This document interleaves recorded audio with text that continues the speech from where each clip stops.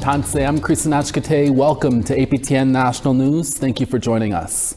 Mark Carney and Pierre Poilievre are not only running against each other to be the next Prime Minister in this election campaign, but the Liberal and Conservative leaders are also virtually running beside each other in adjacent Ottawa area ridings.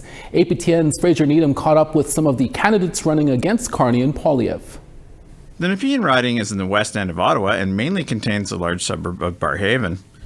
Chandra Arya is currently the sitting MP of the riding, but has been forced out by the Liberals to make way for Mark Carney. We catch up with Sham Shukla, a federal civil servant running for the NDP, at a coffee shop in Barrhaven. Shukla says the issues on the minds of voters in this riding include affordability and the federal government's return to office mandate. Issues like housing, like transit. He says the task of running against the Prime Minister is no doubt daunting, but feels the NDP is the best party to stand up for regular working people like himself. It's to improve government and to ensure that a lot of local issues are not overlooked. I just go back to that. I think regardless of who the winner is in this riding, I think I'll be able to continue to highlight that and keep the focus on issues that matter to people in their everyday lives. Green candidate Greg Hopkins is a longtime Barrhaven resident who works as a youth councillor. We meet him at the Matahookie farm, where he says he's running a low-key campaign. With the Trump tariffs dominating the campaign, Hopkins admits it is difficult to get important environmental issues on the agenda. Sea levels are rising, forests are on fire, food's drying up. As far as running against Mark Carney, he says he is taking the challenge in stride and happy to do it. I'm thrilled to be able to run against a Prime Minister. So it's got my kids interested in politics now. My 15-year-old says, well, the next election I'll be 18 and I'm running. And I said, that's awesome. So this is it's pretty cool. The Carleton riding is in the southwest part of the city, below the Nepean riding. Conservative leader Pierre Poilievre has been elected in variations of the riding since 2004.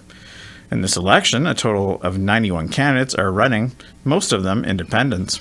We catch up with small businessman and Liberal candidate Bruce Fanjoy at his campaign office in Stittsville. Overwhelmingly, the issue is the Canada-U.S. relationship and how we... Fanjoy says the key issue of this campaign is who can best stand up to Donald Trump, and Pierre Poilievre is not up for the job. Our parliamentary democracy requires everyone, even if you're Pierre Poilievre, to win your riding. And he's held this riding for a long time, has accomplished nothing, neither for the riding or for the country, and it's a record that he needs to be held to account for. Out for some nearby door knocking, area resident Mohammed Chowdhury calls himself a swing voter, but says he is leaning Liberal because of the tariffs issue. I was looking at the background and the strength in between our MP, who is PAP, and Carney, and it looks like Carney is much more deserved to be the next Prime Minister because of the tariff war that's happening in between US and Canada. Different varieties of herbs, vegetables. Mark Watson, also a small businessman, is running for the Greens, and we meet up with him at his acreage in Dunrobin. He says with climate change a key issue, the Conservatives and Poilievre are headed in the wrong direction. This riding needs a better choice after 7 terms, and quite frankly, the planet needs a better choice. We've got, the leader of the opposition who believes we need to continue exploiting our fossil fuels to pay for all his ambitious programs. This is the industry of yesterday. APTN reached out to Nepean Conservative candidate Barbara Ball and Carleton NDP candidate Beth Prochaska, but did not hear back by airtime. Fraser Needham, APTN National News, Ottawa. As political candidates enter the home stretch with their campaigns vying for the top spots in government, we take a look at the riding in British Columbia, where a Métis woman is hoping she gets voted in so she can have her say in Ottawa. APTN's Tina House has that story. Nikita Steele is Métis and new to politics. She is running for the Green Party in the Vancouver East riding. My platform is one of change. It's about dismantling the status quo and changing the narrative for Indigenous people, but also our brothers and sisters across Turtle Island. Federal policy impacts all of us. Any decisions made here impact me. I want to address housing. I want to address the opioid crisis and all of the things that have good intentions but have no follow through. I want to be the voice of people trying to push these things further. So this is a big issue. Jenny Kwan is seeking another term for the NDP. She has been the Member of Parliament for Vancouver East since 2015. And before that, she was the MLA for Vancouver Mount Pleasant for 19 years.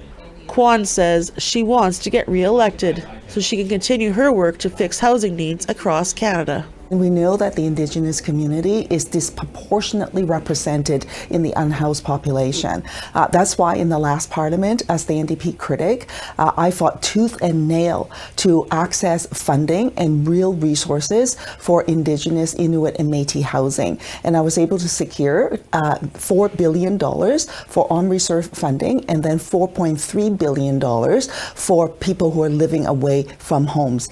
And this is the first time in Canadian history that we were able to force the federal government to acknowledge housing rights for Indigenous peoples wherever they go. However, Kwan says that of the $8.3 billion, $300 million was distributed, but then the election was called, so the rest is held up. So the job is not done, and we need to make sure that money flows. And Nikita Steele has a message for voters. I'm passionate, I'm tenacious, I'm not a professional politician. I'm a great choice for that. I've been educated in politics.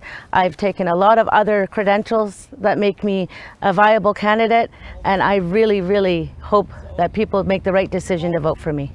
This is one of the most important elections, and I really urge people get out to vote. I urge that you support the NDP, support people who will fight for you, who will stand and be good allies, real allies of Indigenous, Inuit and Métis peoples, and who will not back down. APTN extended an invitation to the Liberal candidate and the Conservative candidate in the Vancouver East riding, but we did not hear back by the time this story went to air. Canadians head to the polls April the 28th. Tina House, APTN National News, Vancouver. There was tension in the press room during last week's federal debate in Montreal over question period. But as APTN Savannah Craig reports, some also took issue with the reporter's question, stating unmarked graves and burial sites remain unproven.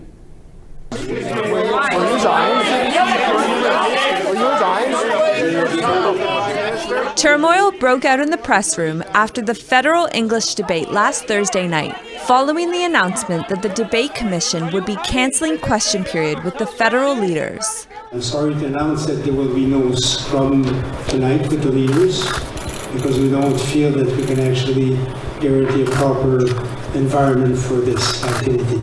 Frustration was directed towards Rebel News. Look at all of you. What journalistic rationale is there to have this many people in the room? With some journalists reacting negatively to questions asked by this outlet.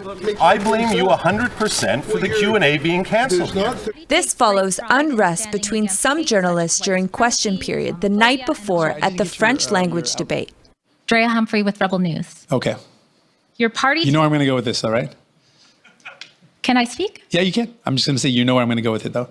One question by Rebel News reporter Drea Humphrey to NDP leader Jagmeet Singh focused on unmarked graves and burial sites. These claims have been disproven by bands that excavated and remain unproven by those that have not. Singh refused to answer Humphrey. Your question is another example of why I don't respond to agencies like Rebel News that promote misinformation and disinformation. Kimberly Murray is the former special interlocutor to unmarked graves and burial sites. She disagrees with the Rebel News reporter. It's so hurtful and re-traumatizing to survivors who are the living witnesses and who experienced witnessing the deaths in the institution. Murray's role was to independently engage with survivors, Indigenous families, and communities that are recovering missing children and unmarked burials. There's photographs of children being buried. There's photographs of funerals taking place where no parents were there. The Debate Commission denied Rebel News from receiving accreditation in 2019 and 2021. But both years, Rebel News took the Debate Commission to federal court, which allowed it to attend the debates. APTN News reached out to the Debate Commission to confirm why Rebel News was granted accreditation for this debate. It did not respond to our request before our deadline. Canadian Association of Journalists President Brent Jolly says his organization is monitoring the situation. This isn't just about alternative media.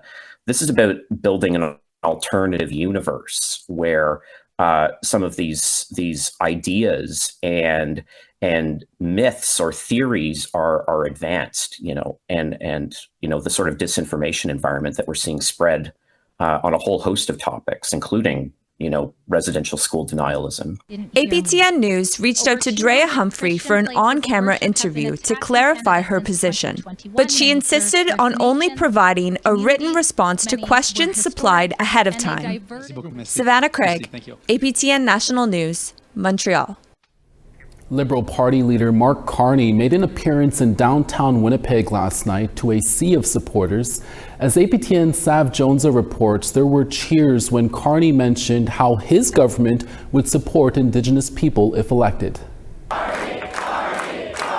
Supporters were out in full force at the Liberal Party rally in Winnipeg last night. Hundreds were jam-packed into the standing room only downtown location to hear Liberal Party leader Mark Carney share his last thoughts with the crowd in the final days of the election campaign.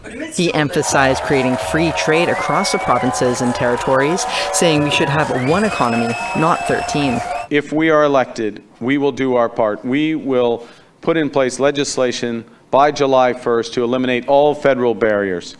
Free trade in Canada by Canada Day. Many involved U.S. President Trump and Canadian Conservative Party leader Pierre Poilievre. We can't change President Trump. No. So we need a leader who can stand up to him. That leader's not Pierre Poilievre, who draws his inspiration from President Trump, who copies his idea, whose first instinct when our nation was attacked was to call Canada stupid. Shame. Carney also mentioned his plans to support Indigenous peoples and reconciliation, a topic that has received little attention by the main party leaders throughout the election. My government is committed to working in real partnership with Indigenous peoples.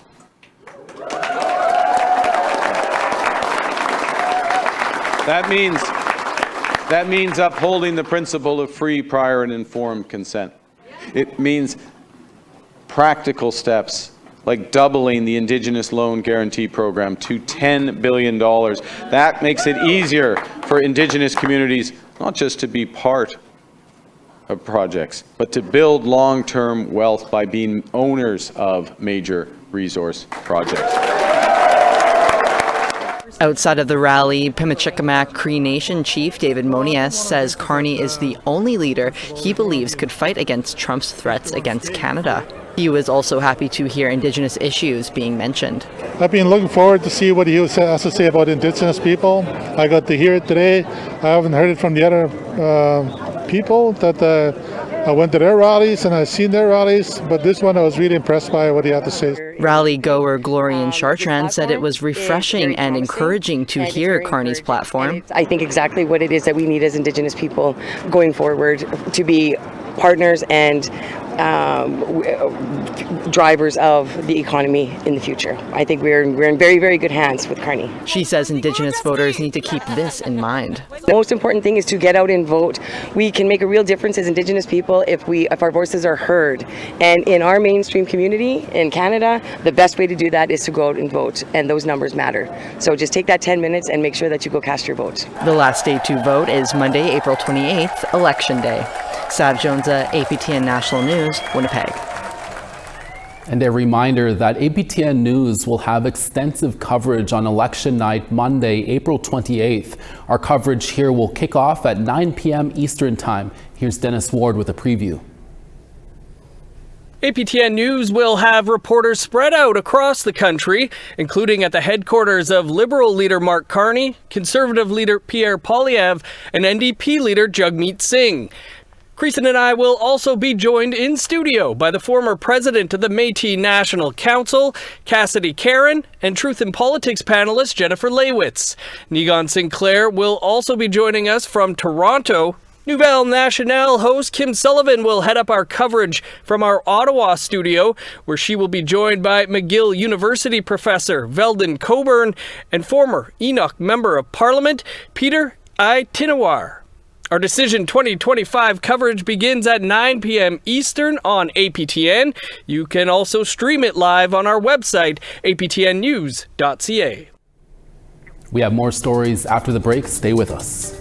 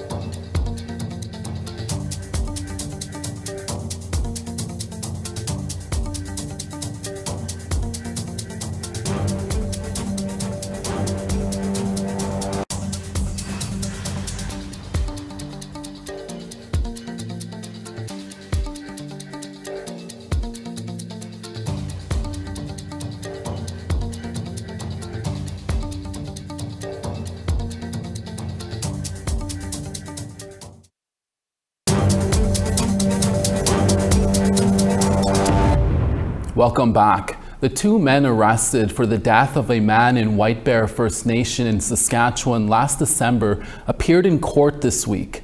22-year-old Jeremy White Bear and 26-year-old Dwayne Maxey attended provincial court in Carlisle, Saskatchewan yesterday. Both are charged with manslaughter in the death of 33-year-old Talon Lone Thunder. On December 3rd, Carlisle RCMP were called to a home in White Bear. When police arrived, they found Lone Thunder deceased.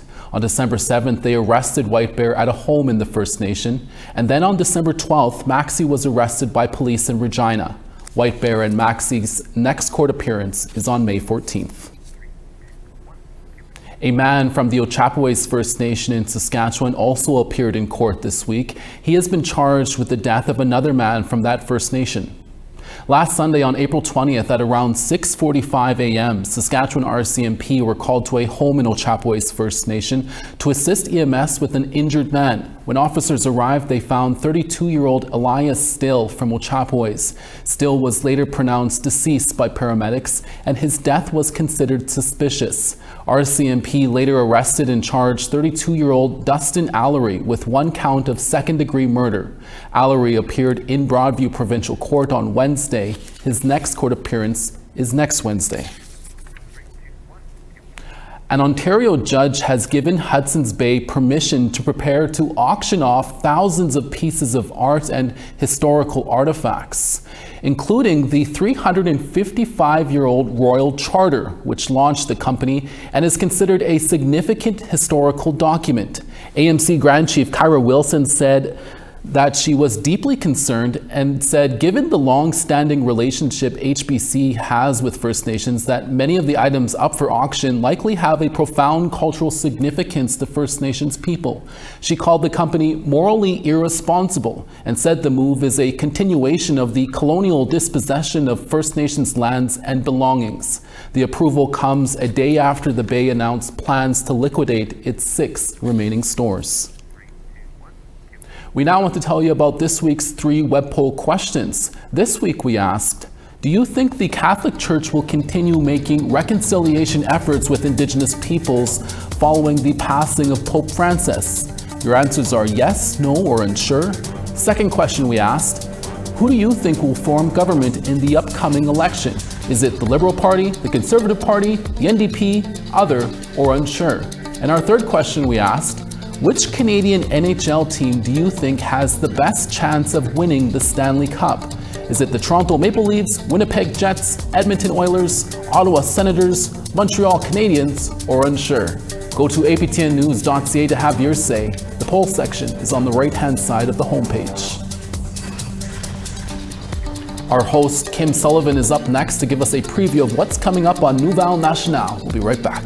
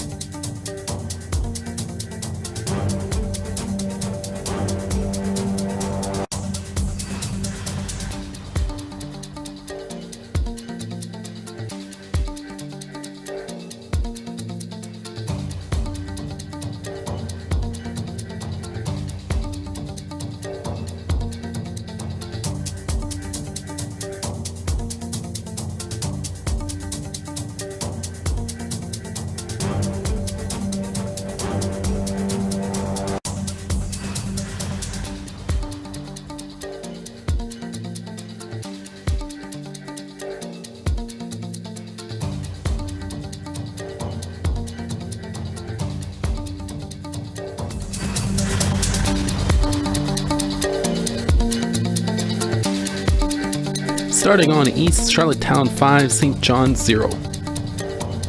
La Grande River 6, Happy Valley Goose Bay 5. St. Jovite 13, Quebec City 12. 14 in Peterborough, Sarnia 8 and sunny. Big Trout Lake sunny and 5, Wawa rain and 5. Churchill -6, Puckatawagan 9. Winnipeg 12, Princess Harbor 2. Regina 9, Yorkton 10. 14 in Meadow Lake, La Ronge 10. High Level 6, Fort McMurray 20. 20 in Calgary, Red Deer 20. Vancouver 17, Bella Coola 18. Sand Spit 11, Smithers 15. Old Crow -3, Rock River -8. 2 in Fort Simpson, Wrigley -2. Tuktoyaktuk -6, Pawatuck -11. Arviat -12, Chesterfield -13. And Arctic Bay -10, Clyde River -6. It's Friday, which means that tonight at 6:30 Eastern Time, our Montreal team takes over to provide you a weekly dose of French news with Nouvelle Nationale. Host Kim Sullivan joins us now. Tanse, Kim. Hey, Creason. To answer your question earlier, the Habs. Okay, we'll put that on the board. Kim, there was a big gathering at the United Nations headquarters in New York this week. I understand you will also be tackling some of the big stories from there.